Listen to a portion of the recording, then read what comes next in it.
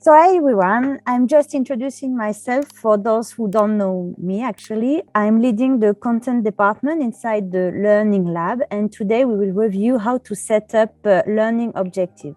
So first I will speak and then you can ask questions. Don't hesitate to ask me or to interrupt me. We prepared this PowerPoint with Carolina and Oksana, who are managing also the content development inside the Learning Lab.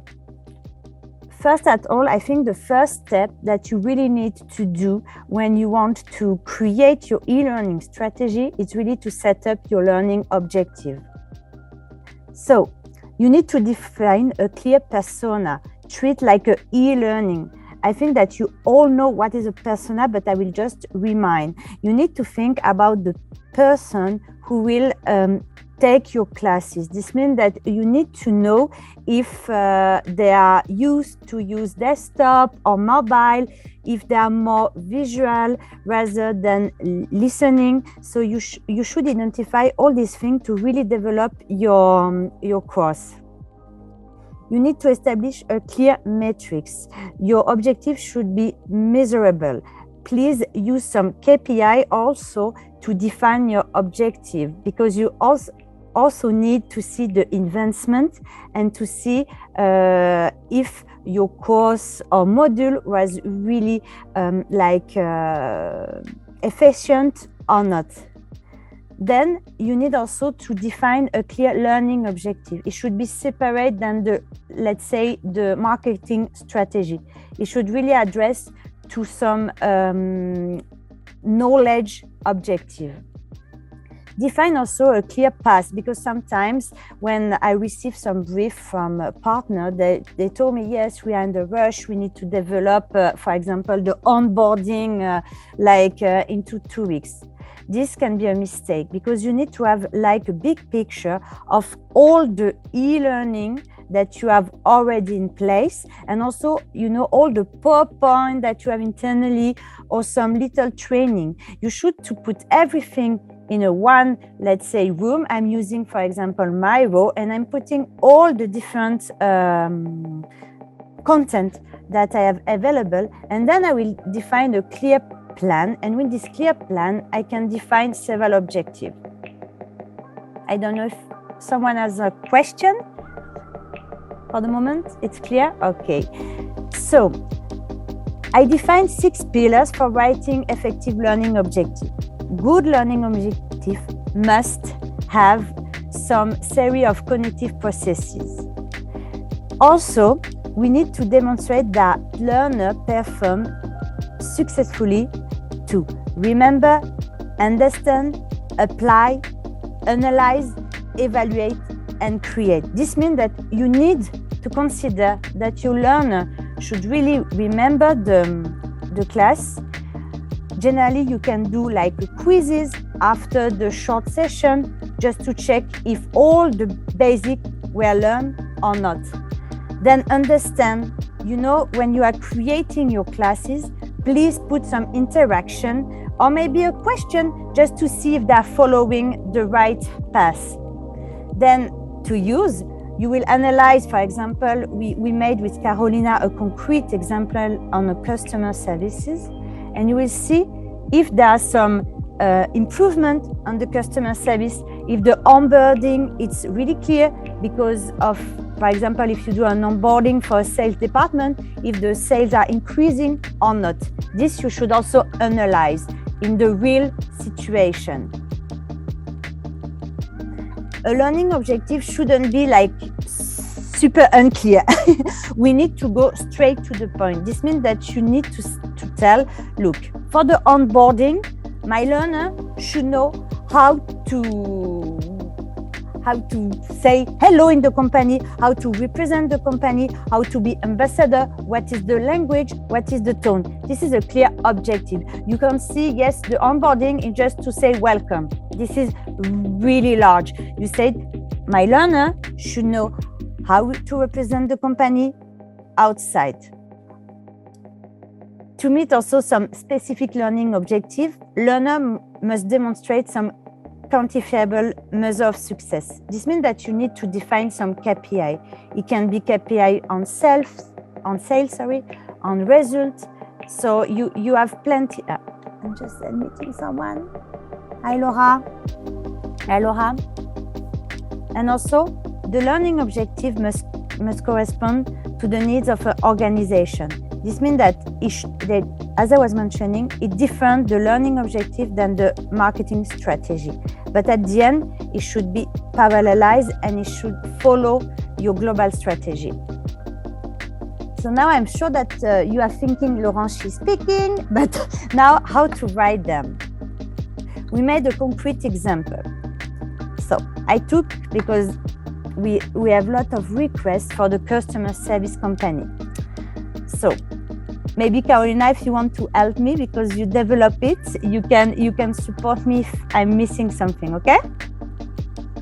So for the customer service, for the customer service company, we have some problem of security, phishing. So we really need to develop the anti-phishing e-learning program. The objective is that we need to educate 200 employees. We need to consider that 200 employees is 200 persona different it can be. So as I was mentioning, first, you really need to identify your target. We are talking about the customer service, but maybe we should also train the manager, the HR. So we need also to think like far away, to see that maybe this module will be expanded to another department. So the program will educate people to identify the phishing problem and the report attack. The step 1 will identify the object, so it's the large. How to recognize, to prevent and report phishing attack. The step 2 will determine the mastery level. What we want to know. We want to give some knowledge and to have some application. This means that the customer service will have to apply also what they learn. I don't know if you are familiar with the Bloom taxonomy. It's something that you will help, it will help you to really develop all your objective and your strategy. The Bloom taxonomy uses 6 major categories: the knowledge, the comprehension, the application, analysis, synthesis, and evaluation. So here, it will also help you to create the objective, but also to create the activities, the interactivities inside the learning program to really have the right interactivity for the right objective. For example, when you are speaking about knowledge, what is the knowledge? It's to define, repeat, record, list. Here, you will use video, document, for example. Comprehension, as I was mentioning, the perfect interaction to reply to an objective of comprehension is to create some assessment, test, question. You know, when we develop some e-learning course, we really love to first start with a question. It's not like a tricky question, but this question will analyze the knowledge that the learner have at the introduction of the module. So also when you analyze your data and your statistic, you will have a vision about where they start and after if we reply to the objective, because at the end, normally you are supposed to put some quizzes or some tests, or it can be also a certification. I will share with you this Bloom taxonomy for sure. I will give you all this little table. Then, regarding the analysis, we need to maybe put some forum to have an exchange between the learner. I'm sure that on your LMS, you have the possibility to create forum, to create an exchange, because we will have a separate analysis, separate opinion, and a debate. For the evaluation, you can have some ratings, some also quizzes, so you name it. Then on the step 3, you need to complete the learning objective statement. Example. First, you define phishing attacks and identify different types of phishing scam knowledge.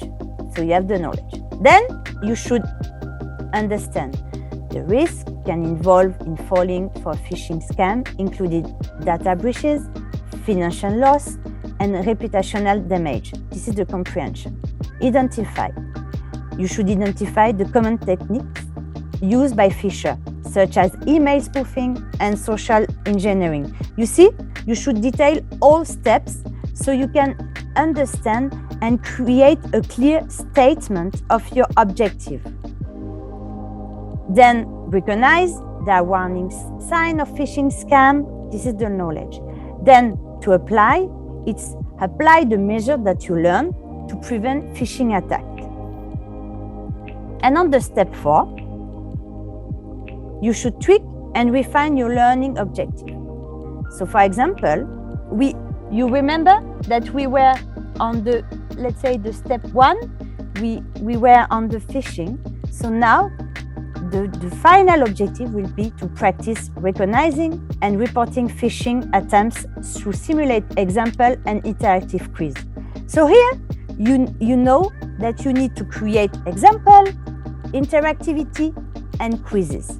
I don't know if I'm clear for everyone and if you can identify yourself on these 4 steps. So here, it was the explanation of how to set up the objective. I don't know if someone can share maybe an experience about his e-learning program. Maybe we can think all together about to set up an objective. I see that I think Barbara is joining. I don't know if you have an example of objective that you create. It would be great if we can think all together, maybe to brainstorm, or maybe if you have some question. Maybe the participants are just too shy. I can speak for myself. Yeah. Hi, I'm Oksana. I'm helping Lawrence and Carolina on the content. We always start each and every training and the e-learning with learning objectives. Why? Because it shows us the clear path that the user should go through. From the first point of defining the actual problem, through the practices, and also to the resolving of the problem and gaining the needed knowledge and accepting this knowledge and being able to scale this knowledge further. For example, here in this presentation by Lawrence, we are discussing the anti-phishing practices, but if the learning was successful, for example, and the representative of customer service now knows how to prevent the anti-phishing, for example, not downloading zips from the strange emails, maybe this employee will be able to produce new ideas, like the new innovation project that will cover the full branch or the full business to do some great application and install it for the clients. So this is the main point of best construct objectives. And one more thing here maybe to add, it always rooted in verbs. So the Bloom taxonomy that Laurence just showed you, basically it is rooted not only on the cognitions, so the application, analysis, evaluation, creation, but for the for the beginners, for example, if you just start with the learning objectives, and sometimes it's very, very hard just to go with everything because we have the 6 pillars and you may just be a bit confused. Is it evaluation? Is it creation? Maybe it's better to put here some video, but it's just the knowledge. Is it enough? Think with verbs. Like, what do you want to do with this objective? I want to apply it. I want to plan it. I want them to set up some plan. I want them to, I don't know, to rate the capabilities. I want them to rate the risks. And when you start with the verbs, it can be a good tip to go through the Bloom's taxonomy and just to get used to it. So these are just a few best practices that I can share from my own experience. Yeah. It will really help you to really create also the interaction, because we know that when we are doing some project with partner with Oksana and Carolina, sometimes people ask us, yes, we want only video, for instance. And when we create the objective and also the personas, it's important also to keep in mind that it's not only video learning. You have plenty of other way to learn and also way to adapt the learning. So this taxonomy will help you also to link the learning path with the objective, to not be lost and to not think, okay, so we have video, we should keep it. No, maybe some like video plus a quiz, or maybe a video plus maybe a podcast will be better for our objective. I have a question maybe for the people who developed the module. Did you make some analysis after like few weeks when you create like a module, or not? Or you say, okay, I will do this later. So I can answer for what we do at the International Federation of Motorcycling. We usually send a survey at the end of an entire module to the participants, and they have to rate the e-learning. We give them the possibility basically to express what was not clear, what they would have loved to see. And also based on the feedback, we are trying to improve or adding maybe some pieces that were missing. Great. And also, Baba, I know that for you, you have a challenge because you have several types of personas, topic. Is it difficult for you to set up some objective, or it's something that it's easy because I know that you have some challenge and some, I don't know if you can share your experience. So yes, our participants are very diverse with very different backgrounds, but we have clear learning objectives because this is based also on the final exam. So they have a final exam to pass, and with random questions in a bank of questions basically. And if they do not pass the test, they cannot get the license as an official for the races. So these are presented in advance, and actually they are sent to the federation. They are sent to the participants when they register to a seminar, and they are presented at the beginning of the seminar and also at the end, of course, tested during the test. Because for us are the crucial point that they have to know to become an official. Okay, yeah, it's a clear definition. I think the more clear we are, the more the learner will also follow the class and the courses, because it's important for them to see where they are and what they will learn. So it's important to define the objective. What we do also with Oksana and Carolina, even in the lesson, we always do a slide. It's not like a 2-minute slide, but like 1 or 2 seconds, just to see these are the objectives of this lesson. And you will, at the end of this class, you will be able to know this or have a certification. As Baba was mentioning, it's something important to keep the learner on the right track, and that is following his learning path. I think we can stop our little coffee and go back to our work. So let's meet on next month with another subject. So if you have some requests about subject that you want to learn or to see, I will be pleased to have some suggestions through my email or through my LinkedIn. So please let me know. And have a nice day all. And thank you for joining. Bye-bye. Thank you so much, Laurence. Bye. Thank you. Bye. Bye.